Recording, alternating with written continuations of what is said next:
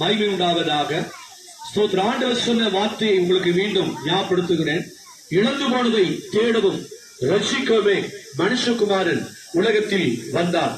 இந்த நாளிலே இந்த உலகத்தில் நாம் ஜனங்களை எடுத்துக்கொள்வோமானால், உலகத்தில் வாழ்கிற ஒவ்வொரு மக்களை எடுத்துக்கொள்வோமானால், நம்முடைய வாழ்க்கையில அநேக காரியங்களை இழந்தவர்களாகவே வாழ்ந்து கொண்டிருக்கிறார்கள்.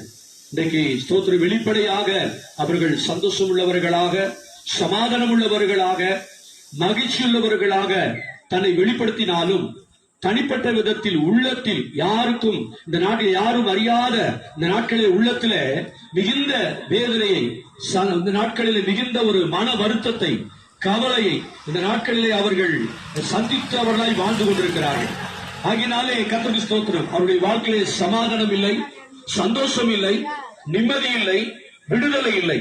ஆகவே இப்படிப்பட்டதான காரியத்தை இழந்து தவிக்கிற அந்த மக்களுக்கு இழந்து போனதை அவர்கள் தேடவும் ரட்சிக்கவும் அதை பெற்றுக்கொள்ளவுமே ஆண்டவராய் இயேசு கிறிஸ்து இந்த உலகத்தில் வந்தார் என்று சொல்லி வேதத்திலே நாம் வாசிக்கிறோம். அந்த 19ஆம் அதிகாரத்தில்